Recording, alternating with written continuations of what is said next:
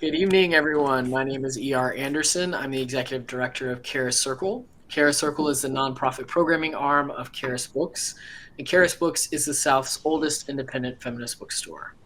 We are very excited to welcome back Myriam J. Chancy in conversation with debut author Annell López for a celebration of Village Weavers, an extraordinary and enduring story of two families forever joined by country and long held secrets, and two girls with a bond that refuses to be broken.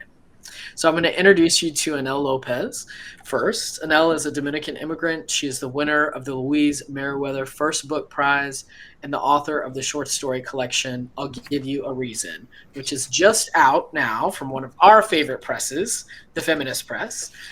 Came out like April 9th, just a couple days ago. A Peter Taylor Fellow at the Kenyon Review Writers Workshops. Her work has also received support from Tin House and has appeared in Guernica, American Short Fiction, Michigan Quarterly Review, Brooklyn Rail, Refinery 29, and elsewhere. Lopez received her MFA from the University of New Orleans, and she is now at work on a novel. So we're really excited that she is here to be in conversation with Myriam. Myriam is the author most recently of the novel we're celebrating tonight, Village Weavers. Her previous novel, What Storm, What Thunder, was named a Best Book of 2021 by NPR, Kirkus, Library Journal, the Boston Globe, Globe and Mail, and it was shortlisted for the Calumet Golden Poppy Award and Aspen Words Literary Prize. It's also longlisted for Brooklyn Public Library Book Prize and the OCM Bacchus Prize. It's also awarded an ABA from the Before Columbus Foundation. We also had the honor of celebrating it, and you can go back and look on our YouTube channel to watch that conversation if you want to go down a deep dive. But as we were just discussing in the green room, Myriam actually has a deep shelf at this point. So her past novels include The Loneliness of Angels, The Scorpion's Claw, and Spirit of Haiti, as well as several academic monographs, including Harvesting Haiti, Reflections on Unnatural Disasters, and Framing Silence, Revolutionary Novels by Haitian Women. Her recent writings have appeared in Whetstone.com, Journal, Electric Literature, and Guernica. She is a fellow of the John Simon Guggenheim Memorial Foundation, an HBA chair of the Humanities at Scripps College in California. So we are really excited to kind of be at the end of your tour. You've gotten to go out and tour on this book, but we really wanted to celebrate it because, our hearts are with Haiti right now. A lot is happening with Haiti, and we felt like it was a really important time to celebrate your work and also, get to talk about what's happening in Haiti and in the Dominican Republic as well. And so we can think of no better author to help, introduce some of our audiences to this conversation, but also many people in our community are already deeply invested in what's happening in Haiti right now and have long histories with Haiti. So it's a mix in our community of folks. And so I know a lot of people are bringing a lot of different levels of commitment and heart and feeling and connection to this conversation. So I want to let folks know they can ask questions in the chat. You can also make comments, of course, in the chat, and we'll work them in as we are able. But I will now turn it over to Annell. And once again, thank you both so much for being with us.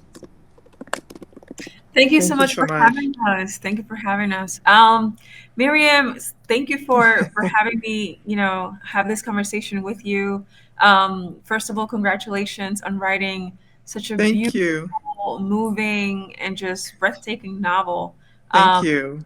And congratulations to you too. Thank you. This is my first time, reading your work. And as I was saying earlier, what a relief that is not the only book that you have, because now I can go and read so much more, which I'm really excited about. For everyone, I'm sure we know what the novel looks like, but why not take a look at it again? It's really beautiful. But yeah, let's just go ahead and get started. How are you feeling? Sure. I'm feeling good, a little tired. I just came off the road and I'm going back tomorrow, my way to Colorado and to Bocas in Trinidad. But I did the East Coast a couple of weeks. Well, for the last 2 weeks, I've been on the East Coast and then a little bit in California too. So it's really great to have Charis Books hold us down for the South. even though we can't be in person. But I think virtual also makes it possible for a lot of people to come in and be in the conversation with us. So I'm feeling good. I'm so happy, and you look great, and it looks like you're feeling Thank you. good. And from following you on social media, I know you've had a good tour, so all of that is really exciting. Let's hear you read a little bit from Village Weavers, and then we'll jump into some questions. Sure. I'm just going to read a really short passage because I know you have some questions about some of the setting. Yeah. And one of the things this novel does is the present day of the novel is 2002 when Gertie reaches out to Sisi, and Sisi's not expecting this reach out. And it brings both of those women back to the 1940s when they first met in grade school. So the first and last parts of this is a four-part novel, is that kind of going back and forth, toggling between the present day and the far past. And then in the middle section, you find out what happened to each of these girls as they grew up into the 50s, 60s, and had a meeting in their 40s, post, when they knew each other as children, trying to reconnect in the present day, which has been the late 70s, early 80s, in the middle of the Duvalier regime, and they think back to their growing up years in separate trajectories after a deathbed revelation broke apart their childhood friendship. So I want to read just a little taste of the 1940s section because I think a lot of people don't know that prior to the regime, Haiti really was a place that drew a lot of people globally into Port-au-Prince specifically, and maybe to contrast a little bit with the kinds of news bites we're getting now about Haiti. And so it brought people like jazz greats like Miles Davis and Dizzy Gillespie, from Cuba, Celia Cruz. And it also created one of our stars, Martha Jean-Claude, who was beginning her career at this time and then became a sensation at the expo. So I kind of want to read just about Sisi going to the expo, meeting one of her and Gertie's best friends, Lou, there, and then the apparition of Jean-Claude on the stage. All right. So Lou says to Sisi, she's smoking because she's cool like that. Want a drag, kiddo? Lou asks, her eyes twinkling. Lou is laughing at her discreetly. Sisi knows. She bristles at being called kiddo. They are the same age, after all. Sure, she says. I'm game. She has never smoked before and chokes back tears on the first try. Not as easy as it looks, Lou says jovially, patting Sisi on the back until she regains her breath. It's a dirty habit anyway. I wouldn't recommend it. Look, look, and she points up toward the stage. There she comes. Oh, what a sight it is.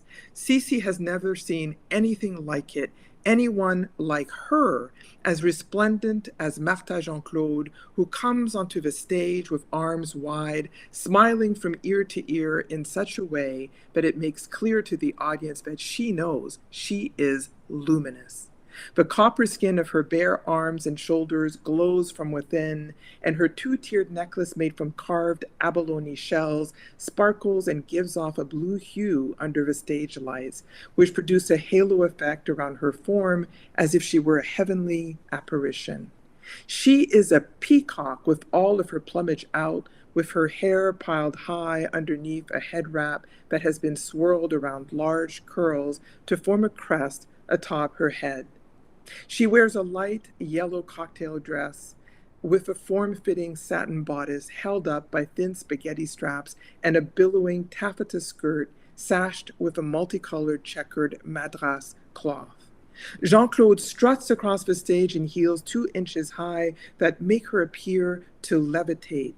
And as she moves the cord of the microphone across her body expertly, so as not to trip over it while making her way toward the waiting crowd, raising the microphone to her lips, the drummers seated on the stage behind her start to beat out a fast syncopation that brings everyone in the audience up on their feet. She begins to sing a Racine, a Roots love song. The lyrics speak of seizing a young man's love, holding on to him until the singer's heart bursts. Jean-Claude makes enticing, circling gestures with her free hand alongside her hip bone. Everyone in the crowd grabs whoever is closest to them, whether woman or man, and dances. Lou reaches for Sisi and they jump up and down to the rhythm of the drums. The crowd presses from all sides. There is no room to move, but it feels like heaven, a true gathering of joy. So a little taste. Wow, wow, wow. Oh my goodness. I read it, of course, and just hearing you read it makes it all the more beautiful. And Thank I you.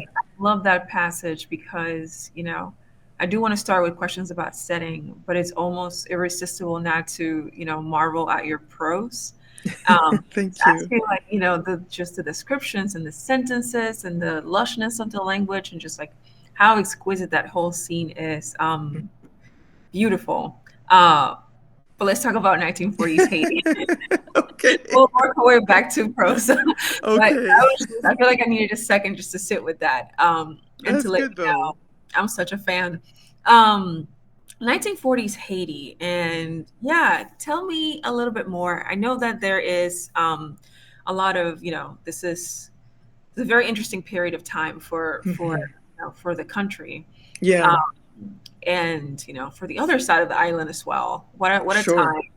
time! But why specifically this moment in time in Haiti? What compelled you to write about this moment? Yeah, well, so the inspiration for the novel came from the disappearance of a generation of my family on my mother's side. So my mother passed away in 2019, and all of her sibling group passed away within a couple of years of her passing. So a couple of years before and a year after, and also a number of her half siblings. And these were people all of different ages. 12 years apart, 4 years apart, 2 years apart. So people who were born in the 20s to the late 30s, which is the period of the U.S. occupation of both sides, actually, of the island. And that means they were children, actually, in the 40s. So after the occupation, they were growing up or going to school in that period. And that's the period that I heard a lot about because both my parents were born in the 30s, late 30s. Mhm. And, lived through that period where there was so much hope post occupation, and also without knowing what was going to come right later in the 50s. There was a lot of construction of infrastructure being built. There was very little knowledge, except if you were in the border zone of the Trujillo, what was going on the other side in terms of the massacre. So you had to have an intimate knowledge of that area to know. Otherwise, especially in Port-au-Prince, people weren't aware of what had happened in the border zone. But there was this feeling of needing to rebuild the country, and there was a lot of investment both by the Haitian government and other governments, international. And the expo was one of the ways that had been thought of to bring a lot of people into Mhm. Haiti, but there was also a lot of desire to know about Haiti. So musicians were going there, researchers. I mean, people might forget Zernil Hurston also went in 37, which of 36, 37, which is when she was doing her research for Tell My Horse, and she wrote Their Eyes Were Watching God there. And so there was a lot of exchange, within the diaspora, but also more globally. And so I think a lot of people today who don't have that history or didn't learn about that history don't realize that it was this kind of mecca, in the Caribbean. And then on my dad's side, his father actually was one of the foremen. He was in construction at the time, and he was one of the foremen who built the expo buildings, many of which became parliament buildings, some of which were lost during the 2010 earthquake, but others still stand. And Mhm. so I personally hadn't done a deep dive into that history, but I had always heard about it and heard about how great it was and heard about my grandfather building it. And so I thought, okay, I'm going to invest some time in doing the research. And that's when I discovered, the Miles Davis, Dizzy Gillespie, Celia Cruz. But Celia Cruz became very good friends with Martha Jean-Claude. Martha Jean-Claude ended up in exile in Cuba. Eventually, her husband was Cuban. And I thought, you know, and I had actually one of the original LPs in my belongings from Wow. when I helped my parents sort of downsize when my mother was ill. And so when I was doing the research, I came across a cover of one of her LPs. And I was like, wait a second, I have this in my belongings. So I have a turntable. So I actually played it for myself. And I was like, oh my God. And that's, I think, how the language of that scene came alive, And so that's why I wanted to start there in the 40s, because it's a legacy for me. I think it's also a legacy for people of my age. And it's something that people should know about, because when people try to think about, well, where is there a future for Haiti? You have to understand there was a past, and it was a very rich past. And there's still a rich present, but if we know this longer history, cultural history, then it's easier to imagine where we could be again. Thank you for that. I loved it for one, because the writing is, stellar, but also as someone who was born in the DR, lived there till I was 14, Right. which isn't all that much considering. It's not the narrative that, we are, unfortunately and very shamefully, we're taught on the other side of the island. Right. And so when reading what you wrote, um, just immediately I think of the 40s. I think of the Parsley Massacre. Mm-hmm. Um, Yeah. I don't immediately think of Haiti as being the Mecca that it was. And so like Right. how rich it is that you've written this, and for us to learn. Yeah. Yeah, yeah. And the massacre is mentioned in passing. It's a Yeah. smaller part of a novel, because some of the novel, as you move into, the two women remembering their histories, and they do have a Dominican connection, which I Mhm. also have. I'm a quarter Dominican on my Oh, mother's side. It's a surprise. Uh, and and so, not surprising because I mean, I don't know. I feel like who in the eye, like who isn't, I mean, connected. Yeah. right. The connections are there. There's Yeah. one I think island I after think all. what's more unusual in the narratives we receive is that I had a grandfather, a Haitian grandfather, who was of Dominican descent. And Mm, usually we think about Dominicans of Haitian descent because of the border issue, because of the massacre. And right. we don't think about Haitians who are Dominican, who went across, the border and stayed there. Yeah.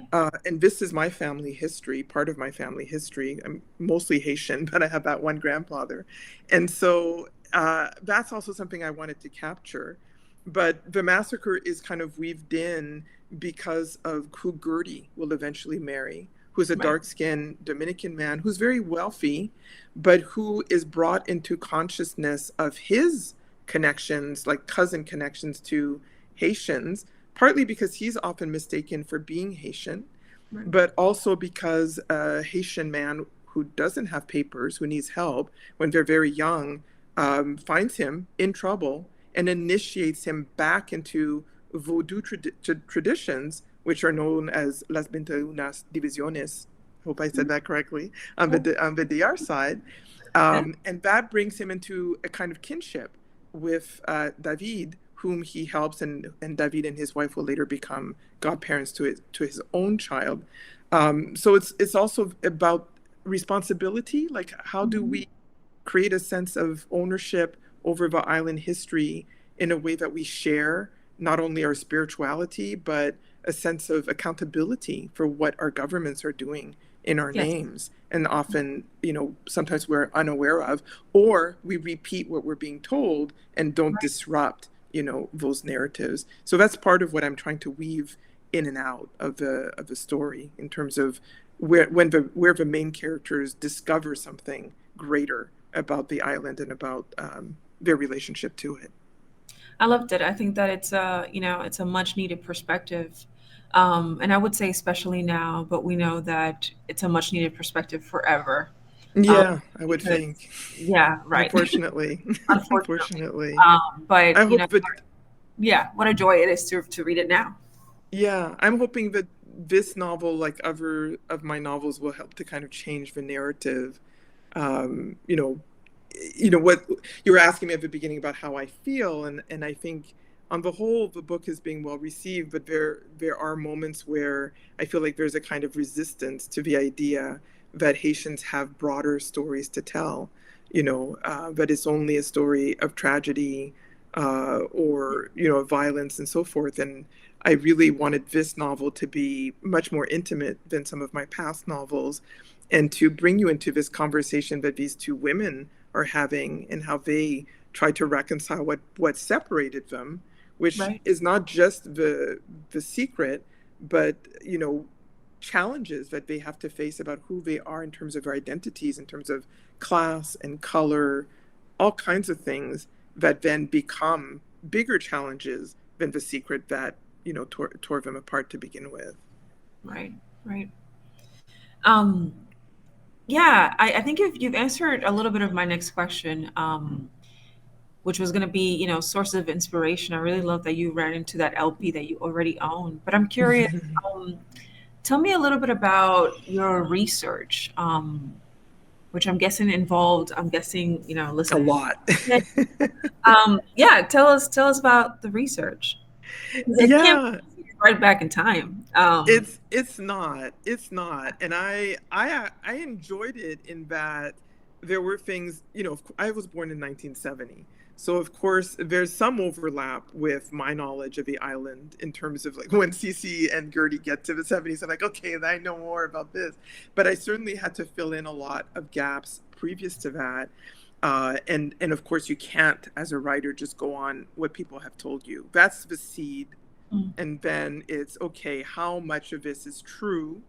And then even as you go into the fiction, is how much of this am I going to depart from, to go into some other waters? So for example, I mentioned Dizzy Gillespie and Miles Davis having been at mhm. the expo. I have no idea what they did before beyond playing there. So the fiction was, maybe somebody took them to Buacaima and, there was a roasted pig, that would be great. That's embellishment. Right. But the fact that they were there is absolutely true. Um, and then what I also did is I created a chart, and it was for me a physical chart because I'm a Mhm. writer who, like if I have a block, and I don't usually have a lot of writer's block, but if I have writer's block, I will write longhand. But in Mm, terms of my notes, I don't keep notes, on the computer. I actually I have journals, where I write different notes and ideas. But then I had like a chart with dates and then the characters, what's happening in their lives, so keeping track of the actual fiction, what's happening to mhm. them, and then what's happening in Haiti, and then what's happening in the DR that's relevant to the years that I'm going to look at, that are pertinent to their growing up time or becoming young adults, or actually later on. So it meant doing research, for example, without giving too much away, but it is an illness that brings Gertie to call Sisi in the first Mhm. place, a cancer. And so I did research on having known that the pill was tested in the Caribbean, mostly in the Latin Caribbean. I thought I'm going to do research on this because I thought the connection was actually just with the DR. And it turned out Mhm. that Port-au-Prince was one of the sites as well. And I Right. didn't know that. And so I incorporated that information. But it gave me an answer to a question both personal and fictive that then I could weave into the work. But I always had to check all of my dates, and especially on the Haitian side, who was president at what time, what did they accomplish, what did they not accomplish, what was the common feeling about them, what were things that were remarkable that maybe would make for great fiction. And one of the things that I actually loved working with was Navassa Island. I don't know if you knew Mhm. about it before. It's just this, little outcropping, enough to sustain a little town because it had a little town on it. But it's where guano is collected, and guano is the droppings of birds, but it's been used by the U.S. to for agriculture. It's very good for different kinds of crops, and it's been in dispute forever. And I had known about it, I had heard about it. I thought it was just kind of funny that they're collecting bird droppings, but it turns out that it's like gold, white gold, right? Because Yeah. it really does something for agriculture. And so, but then I found out that the debate went back to the 1600s, and I thought, wow, like that I did not know. And now it's considered a protectorate area, but it's Mhm. it's still in dispute. in between the U.S. Department and Haiti.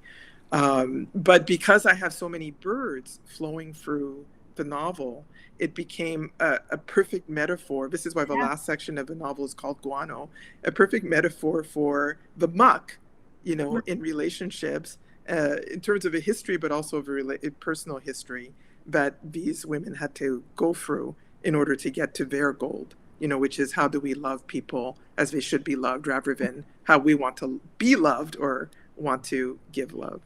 Right. That's amazing, and I'm forever will take away the chart system that you explained. Having what's happening with the character, and then what's happening in this country, and then what's happening in the other, which makes sense because I think that the novel does infuse history so seamlessly, and you can see how the world at large is how it's bleeding into the characters' lives. So you render migration with a lot of authenticity and depth, specifically given that the characters find themselves in places very near and very far from Haiti. What was it like to write about this? What were some challenges Mm. in terms of migration?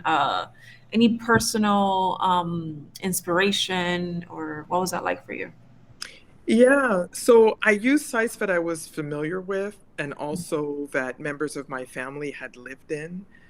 So Paris, I still have family members there, and part of my family is also part Algerian. So that was part of their inspiration for making the connection with the Algerian resistance. Not that they were necessarily involved in that, but that's a connection I wanted to make. And of course, I've lived all over the United States except for the Northwest. So I have an intimate knowledge of the Midwest and a little bit of the. I'm not quite sure what that area, Eastern Seaboard, I think is what you would call it. Like not quite like the East Coast, but the Eastern Seaboard, and Phoenix. I lived in Phoenix as well. So these are all places I knew and know fairly well. But the novel, because it takes place in earlier time periods, I had to spend some time thinking about who was where when.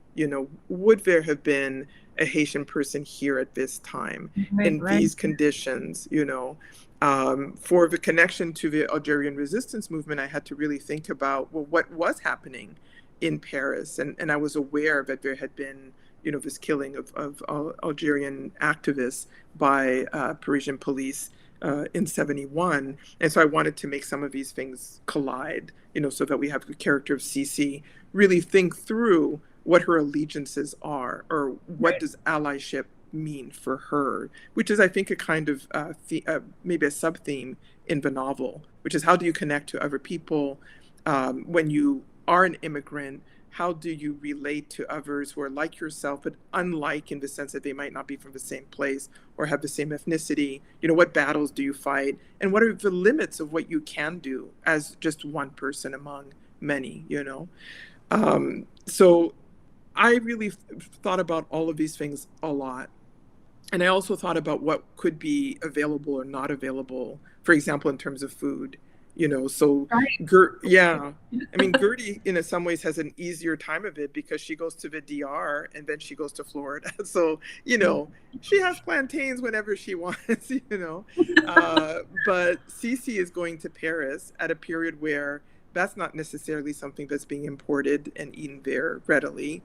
And then she ends up in the Midwest in an area where the kinds of things she would like to eat aren't well known. So then, and it takes her a time to figure out that this Mhm. is part of the problem.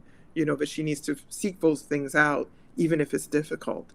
So, and I used what I knew, and then I also Google Maps is a good thing. I also use Google Maps, and interestingly, which I thought was actually refreshing, a lot of young scholars are also creating maps that they're putting on websites Oh open wow. to others. So for example, for the expo, the club that Jean-Claude is singing at Yeah. actually was called the Simbi.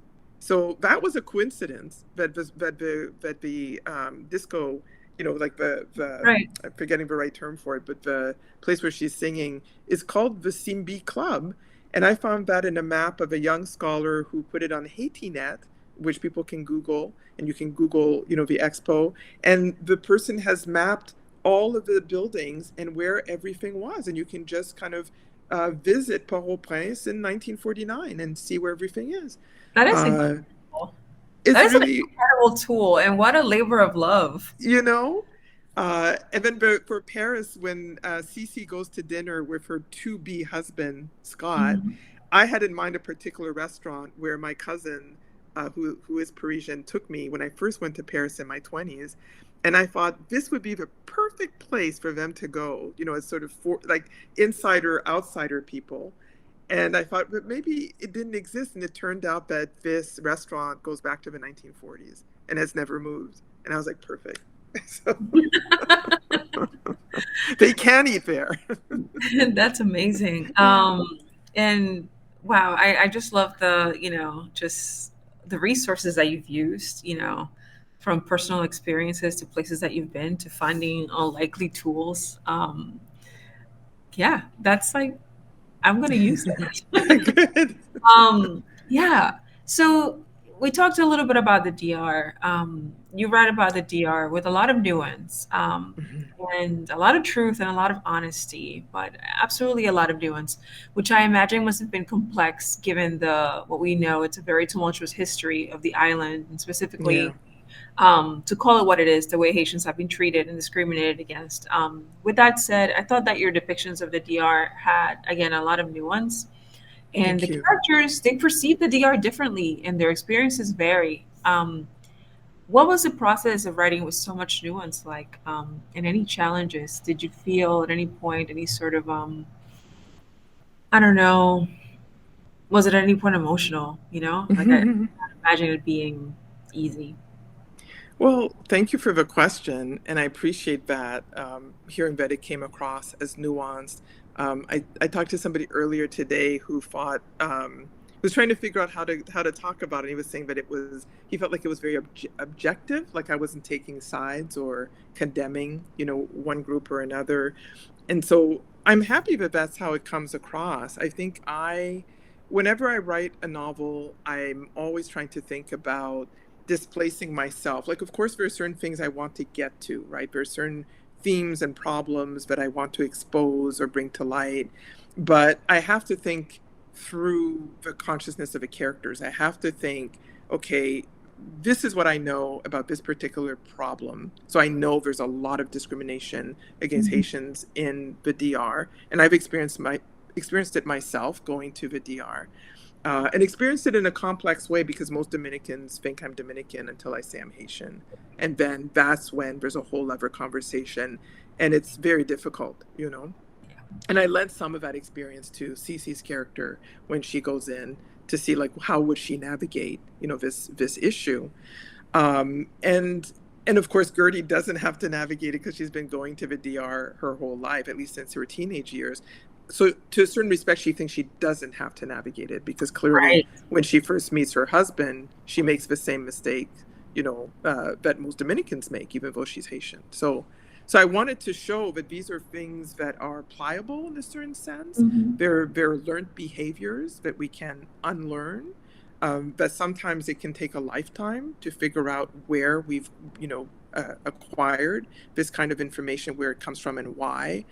I think I don't know that I had any difficulty in the sense that I think I'm perhaps a little bit lucky in that I was raised by two people who did not internalize these kinds of prejudices. And Mhm. so some of those things I personally didn't know about until I went to VDR. And of course, being raised in a family where I have one parent who's half Dominican, there was never a sense of alienation from the capacity to be both. Right. And that could also be specific to, when my mother was born, like the time period she was born in, and certain things that on the Haitian side we did not know as much as we know about now.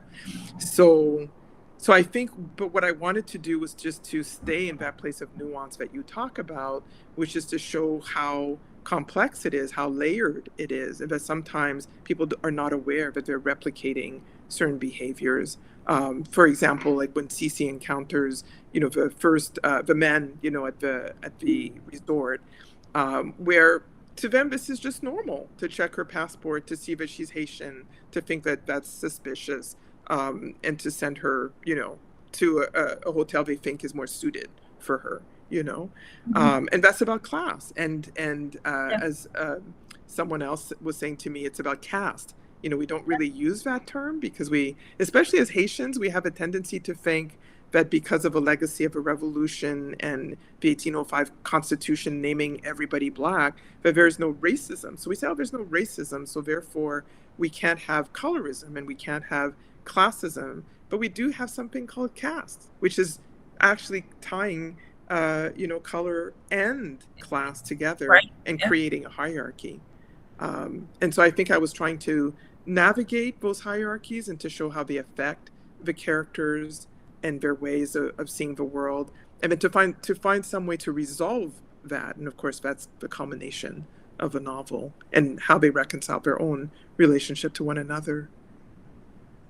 Yeah, and again, also nuance from the perspective of Haiti in terms of, like you said, the perception that um, colorism or class discrimination may not be a thing that people experience when it is very much so. Right. Pretty much everywhere. I can't think of Yeah, that's true. place where we don't rank ourselves in some sort of system. Right. If there is such a place, I would love to go there. um, Yeah, it's yeah. true. I mean, it is everywhere, but I think we could say that it's a bit more acute on our island. Oh, absolutely. And Yeah. even worse on one side versus the other. Well, I'll nuance that as well, because I think we can say that in the DR there's discrimination very much directly aimed at Haitians, Yes. and dark-skinned individuals who are then presumed to be Haitian. Right. Um, because I know that the word Haitiano is a slur often for people, even if somebody is not Yeah. Haitian in the DR, to mean black person in a negative way. But on the Haitian side, we also have discrimination within the hierarchies of the social class system within Haiti, Mm. so that people who are poor, impoverished, even more poor than working class, are also looked down upon, and people who are working class as well.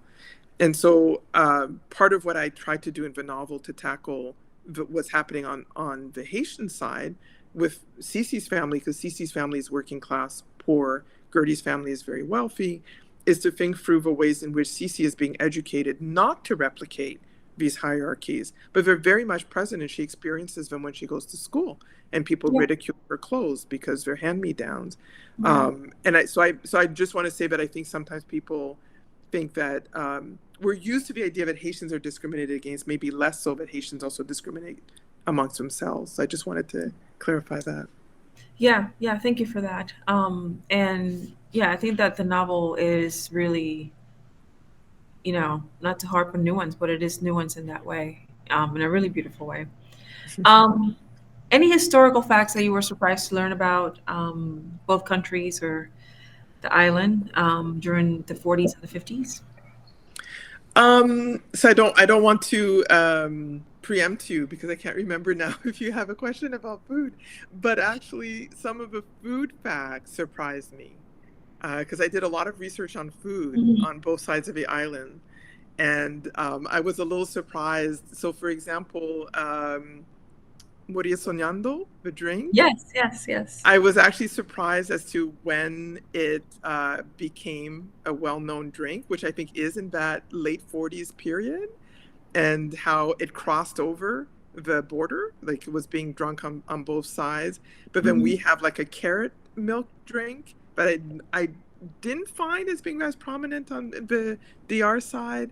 But so little things like that, where I was like, well, what did people eat? What did people drink? And then what was class based also? Like what did Right. people eat that maybe was class based? And sometimes when something was not, for the wealthy, there was more of a connection between the two sides of the island. So those are things that kind of surprised and delighted me. For Yeah, that the is other, delightful. That is delightful. yeah. For anyone listening, Morir Soñando, it's like an orange creamsicle sort of drink that Yeah, combines like evaporated milk and orange juice. It sounds like it would curd, but it doesn't. it doesn't. It's really delicious. It was also surprising because I love creamsicles too. So I was just like, wait a second. Yeah. But also I had heard the expression more as a proverb, and I didn't know that it was a drink. And then I didn't know that it was also something that people drank in Haiti, especially if they had more access to, class privilege, actually. So that was a surprise. And then the other surprise was also because we talk a lot in Haiti about soup joumou, which is the Independence Day soup, but it's also a soup that Mhm. people, have just to celebrate. Like for example, if I had been away for a long time and I came back to Port-au-Prince, this is something that maybe like an aunt and uncle would make, to celebrate that I had Mhm. come home. So for years, I actually did not know, but it was like the soup of independence because I just thought it was like whenever somebody's having a birthday or That's so comes home, you get the soup. Oh, these are really delightful facts. These are Uh-huh. really delightful facts. Yeah, that's amazing. Food is history. But you have a soup in the DR that's actually very similar to soup joumou, and I'm forgetting now. I know Sancocho? it's sancocho. And I was like, okay, what is sancocho?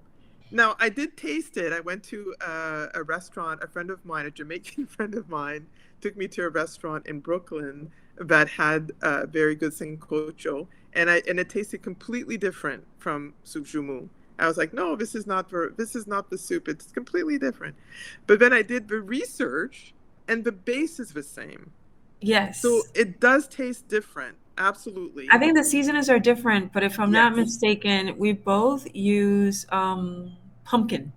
Exactly. Yeah. You both And it's not like a Halloween American pumpkin, but like a I think squash. it's the same I think it's the same It's pumpkin. the I same don't pumpkin. know what it's called in the DR. We call it giromo. But it's native to the island. And Aoyama is what we call it. Yeah. can you repeat that? Aoyama. Ayama? Aoyama. Yeah. Ayama. I have to learn Yeah, it. which is like a type of squash pumpkin. And yes, I do know that it's like it's the base of both, which is like It's such a an interesting thing. Yeah.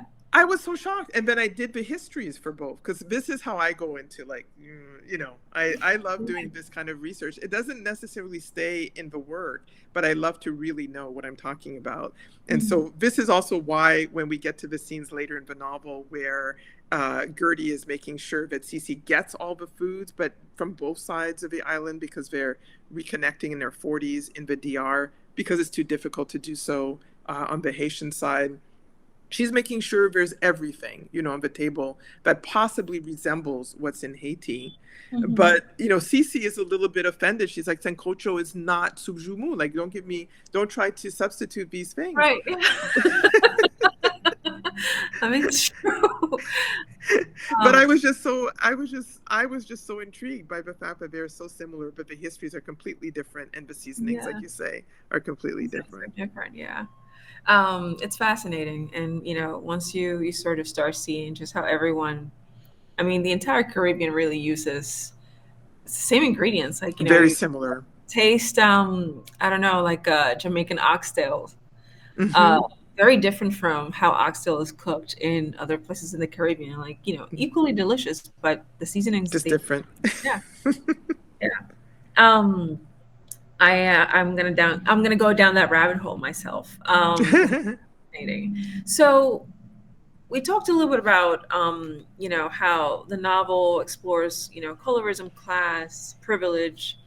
How do you personally navigate the complexities of writing about these topics? Mhm. Um, yeah, because I know that they are, they're serious and they're Yeah. heavy. Yeah. Yeah, I mean, all in my fiction, I really think, I just try not to shy away from difficult topics Hmm. because for me, it's the place where I can do that with some degree of freedom, I think. When it comes to op-eds, you have to be very like op-eds or nonfiction pieces, you have to be so concise and so clear. Sure. Um, and in my academic work, I'm, usually looking at other people's work. I'm not doing more academic work at this point, but in the past, because I've done literary criticism, so I'm looking at, how novelists are putting together, Caribbean novelists for the most part, put together their works and are responding to historical moments or including history in their works so that it becomes part of a known history, right? Because often the history, especially of women, but of people of color in the Caribbean and other parts of the global South, are not part of the official Yeah. discourse. And so the novels kind of stand in for that.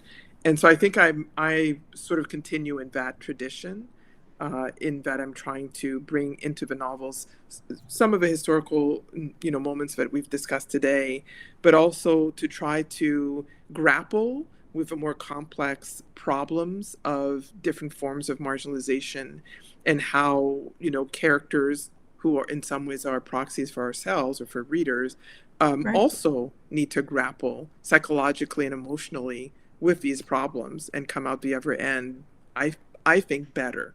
So I suppose I think of a novel as a genre of optimism where you can kind of get into the muck or the guano of things, but you can create something that will stand the test of time, but that will also bring out questions or challenges to the reader, that hopefully the novel attempts to answer to some degree while leaving Mhm. some other things open to question or open to challenge. So I think that's how I view it. Yeah. I How have to about write. you? How do you view it? You just said something so mind blowing to me. I like literally pulled out my notebook and my pen. I was like, "Oh my It has god, a before bird I on forget, it I too. have to write it down." Yes, it's got an owl. That's great. The novel being a genre Of of optimism. optimism. That is incredible, and I've never heard anyone call it that. And when we coin this, everyone make sure that Miriam gets credit. Put a TM on it. Absolutely, it is brilliant. I never thought about it that way. And I thought, as I was reading and seeing how you don't shy away from these topics, and how they are explored, how they, weave into people's personal lives. I kept wondering, like, how did Miriam, like, how did you navigate writing about this so well? Thank Um, you. yeah, um, yeah. So you sort of answered a little bit of the next question that I was going to ask you about, how colorism, class privilege, bleeds into Cece and Gertie's relationship. Um, and you do such a beautiful job showcasing how these outside influences can work their way into personal relationships. Um, Hmm. what was it like to write about this? And I guess I'll add a little more to the question. Have you found yourself um, at the receiving end of having the world at large, change relationships that you've had with people? Mm. Well, I think, maybe this is kind of an immigrant problem question, Mhm. in the sense that, I was born in Port-au-Prince. My parents moved to French Canada, then to English Canada, and then I moved to the United States on my own when I was 20, and have, for the most part, stayed here ever since. Mhm. And what happens in those movements, and I sometimes tell the story. I don't know how my parents feel about my telling the story, but once we settled in English Canada, and stopped going back to Haiti, so we kept going back and Mhm. forth until I was about 8, and then at that point, families started coming to us rather than our going home. Mhm. And I assume that this had to do with the political economic conditions, that were Right. developing in the late 70s to 80s. And what ended up happening in our family is that we would move every 2 years. So my parents would just move within the same city every Yeah, 2 years, like clockwork, you that's a know. lot. Yeah. And every 1 year in, I always thought, oh, we're staying here. This is so great. This is nice. And then the next year, we would start looking at new places and then we would move. And what that means, of course, is that you lose friends. You lose friends. You have to change schools. You have to act. If you're going to public school, you have to reacclimate. And I think I carried that into my adulthood. Especially being an academic, where you tend to move nationally. You tend to move where the jobs are. If you get recruited, you just move from one place to the next. And so I think I got used to this idea of losing certain friendships, Mhm. uh, and I also saw in my own family that there was always, because my family was dispersed not only, to the present day from Haiti to Canada to, France to the United States, but to Argentina to Hong Kong. I mean, Wow. people are everywhere. And that meant that depending on the generation and how we were connected, we Mhm. lost touch and reconnected. But interestingly, it was usually the women who reconnected to one another or Mm. lost one another. And so I know that that's part of what's infused in the novel. Yeah. How do the women try to keep the lines open? And interestingly, the men who stayed connected to each other think of themselves as connected through their mothers or through mothering. So this I find fascinating. Like the cousin who's considered the quote unquote milk brother because they have the same mother. Was the Right. person who gave the milk, or they're connected because a grandmother raised them. They might have actually different parents, but the grandmother is the connection between them. So I think I this is something I think that is teased through the novel is just how the mothering is what somehow keeps certain generations of people together, or is a kind of umbilical tether. Maybe you lose sight of someone because they moved to another country, but then Right. you remember, or it might be 10 years later, oh, that cousin, we were milk brothers, or my grandmother told us this story.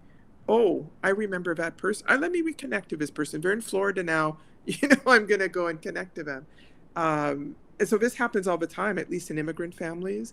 And so I think that's what I was trying to bring out in the novel.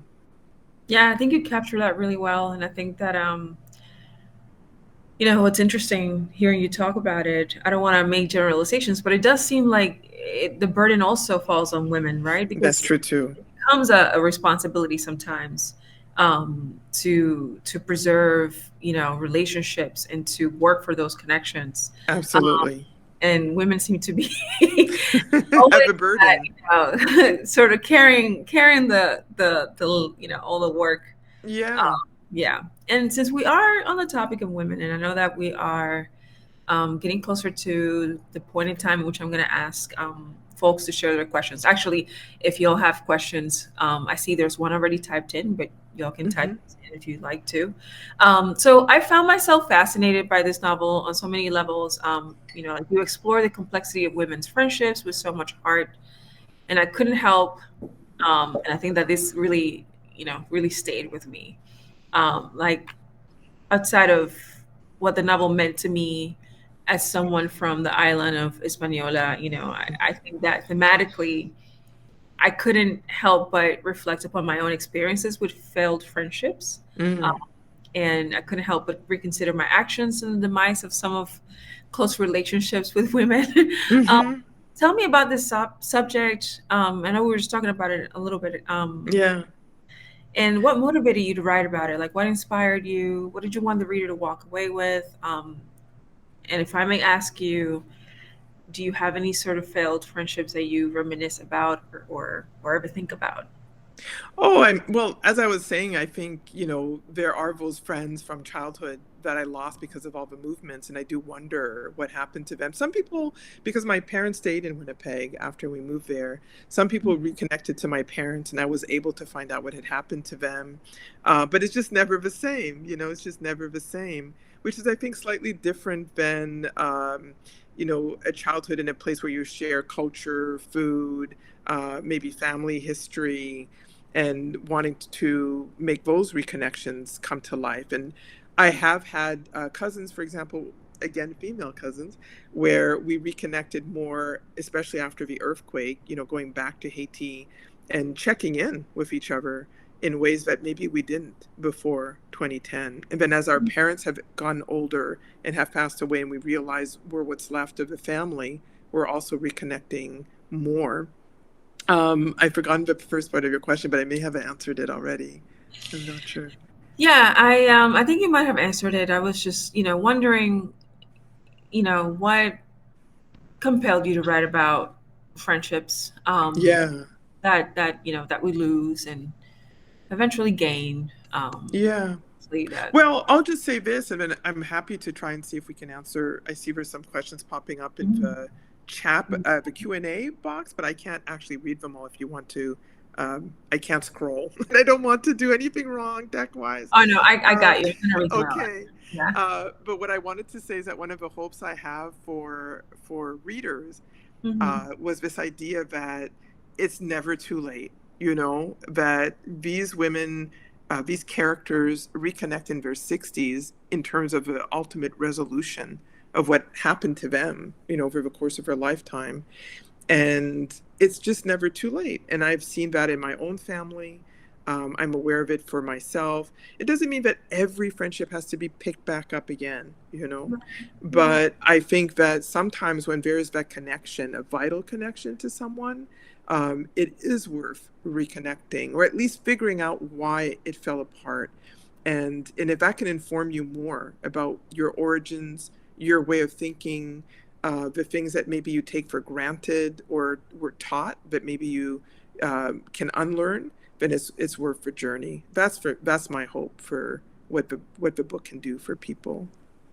That's beautiful. And I can't help but like that was like a personal advice for me.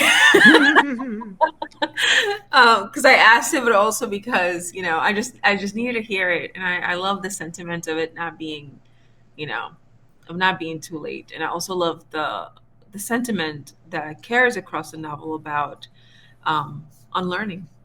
But Yeah, let's look at some questions.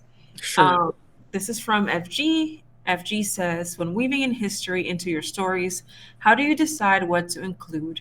Do you decide on the story first, or how an event can add to the story? It's a great question. Yeah.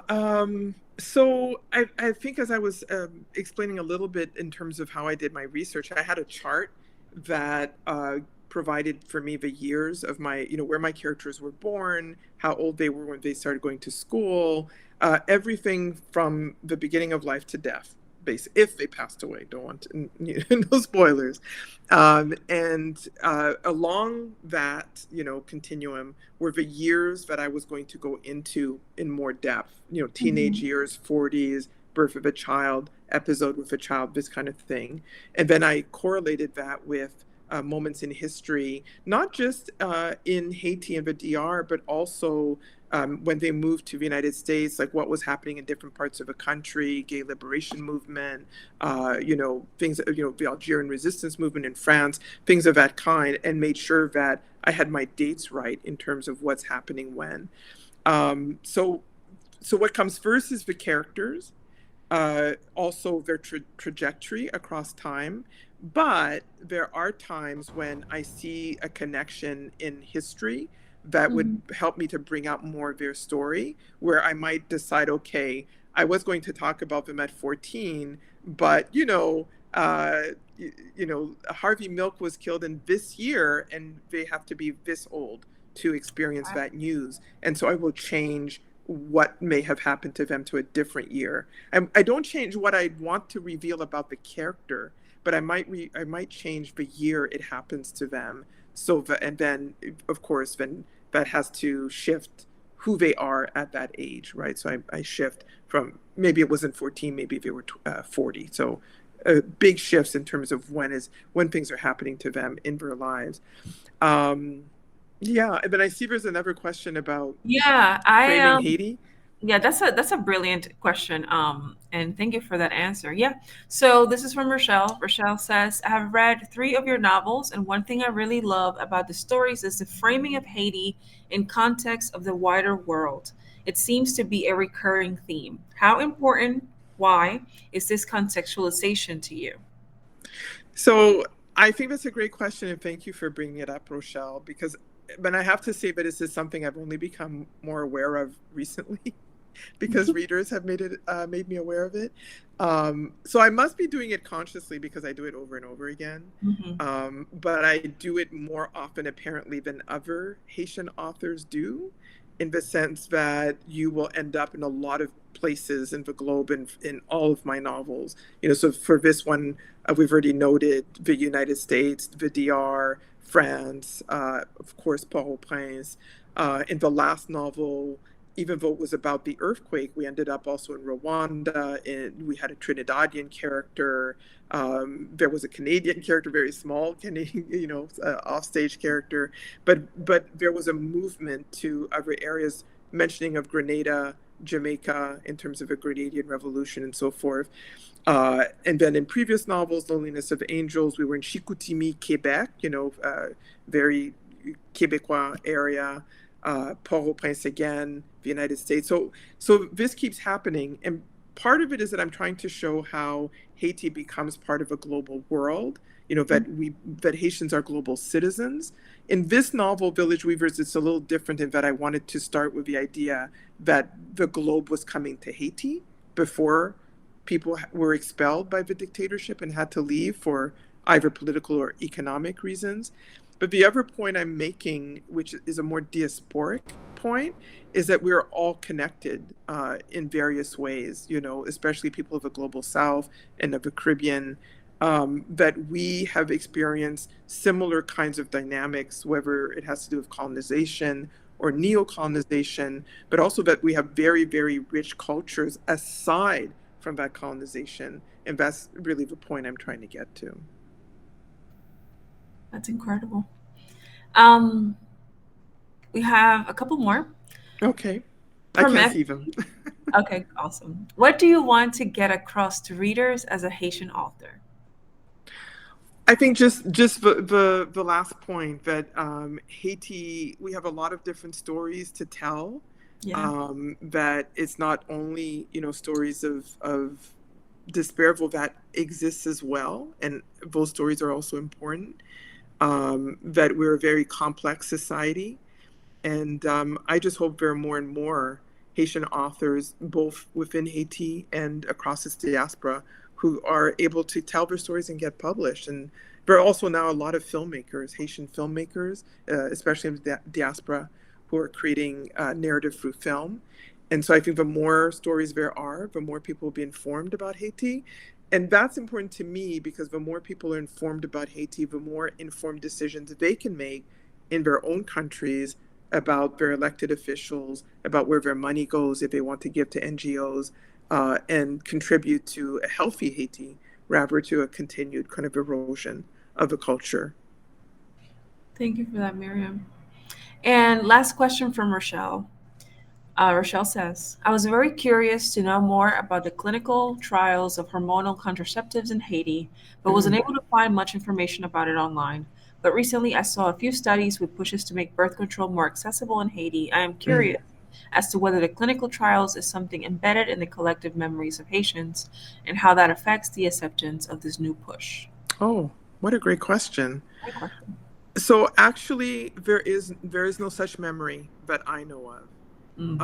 I decided to look into it because, in fact, a number of the women on my mother's side of Dominican descent have had these cancers, almost all of them.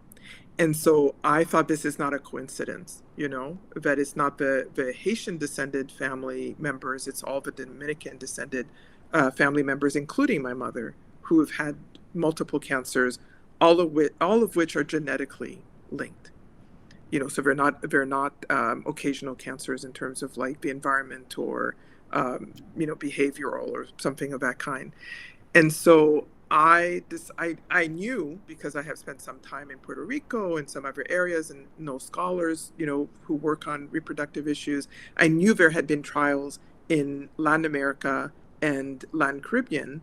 Yeah. And I kept thinking, well, let me find the proof, because I always like even when I'm writing fiction, I always like for it to be based on something. If I'm writing even contemporary historical fiction, I want it to be to so that somebody can look it up and say, okay, some of this is based on truth. It's not just something the author is imagining. So I did the research, and there was not a lot of information about Haiti. But I did come across a New York Times article that talked about the trials in Port-au-Prince. And then I was like, aha. So it wasn't just the DR, because you will find the DR mentioned alongside Puerto Rico and I think Venezuela. And so I was just like, okay. But then when I found that, I knew there was a connection. and I wanted it I wanted that thread to not be only about the Latin Caribbean, right? And not to say that Haiti is not part of the Latin Caribbean, because it is, but about the Hispanic, or Spanish-speaking Caribbean. And so I wanted to make that connection, because the other thing that happens is that often Haiti is left off, the conversation, whether it's about reproduction or something else, and there seemingly is no information. I mean, a very quick example would be like Taino inheritance. We talk about Taino inheritance as being very strong in the DR, in Puerto Rico and Cuba, but it turns out that there are abandoned excavation sites in Haiti that demonstrate that there is as much Taino inheritance there, and it's ignored because it would go against the grain of the story that's told about Haiti, in terms of popular discourse, not necessarily between us, So that's why I wanted to bring it in. And so in terms of the last part of the person's question, in terms of what's happening now, this becomes more complicated because it's about both control and access. It's about a population that is still heavily, even though there's a lot of missions, evangelical missions, other non-Catholic Christian missions coming from the US, it is still a very Catholic country. So the codes that have to do with reproduction legally tend to be those that are remains of French colonialism and Catholicism, which prevent access to contraception. And so part of giving women more access to contraception, if you look at women's groups, is about freedom, right? Reproductive freedom. But what becomes more complicated is that if reproductive choice is imposed by particular groups, NGOs that are not Haitian-led or not Haitian women-led. And this is where I know a little bit less about that, but it is not connected to what happened in the trials. Except ideologically, obviously, if it's not for the freedom of those individuals. These were fantastic questions. Thank you all for asking those questions, and thank you, Myriam, for answering their questions, my questions, for writing Village Weavers. What a beautiful, beautiful novel. Yeah. Thank you so much. Thank you, thank you, thank you. I see we have a couple of comments. Yeah. Just doing a little typing there. Yes, absolutely. Thank you, everyone, for spending some time with us. If you haven't, please get it. It is a fantastic read. You're going to love it. It'll stay with you. You're going to be thinking about it after you finish it, for sure. Thank you so much, Annell, and thank you for your amazing questions as well. Thank you so much for having me. Such a pleasure. Thanks, everyone, for coming. Thank you both. This was a beautiful conversation. I want to let folks know that they can buy the Village Weavers by clicking the teal button at the bottom center of the screen. You can also buy I'll Give You a Reason from Charis. That I just dropped that link in the chat. You can buy all of Myriam's books, including her academic books from Charis. So if you're like, oh, I didn't know I had this whole catalog, go check out the original event page on Charis's website on our calendar for tonight. And we have all of those books listed. So we would love for you to deep dive and check all of those out. It really does help us when you buy event books from Charis. So thank you. And again, thank you, Myriam, for working us into your tour. We love it. Yes. We're really grateful. And now congratulations on your book, and thank you for being a part. We kind of got like backdoor into your tour, which is great. We always love that. Yeah. So we hope to celebrate future books with you as well when your novel comes out. But for now, thank you both, and thanks to everybody watching at home. We appreciate you and hope everybody stays safe and well, and we'll see you next time. Bye, everyone.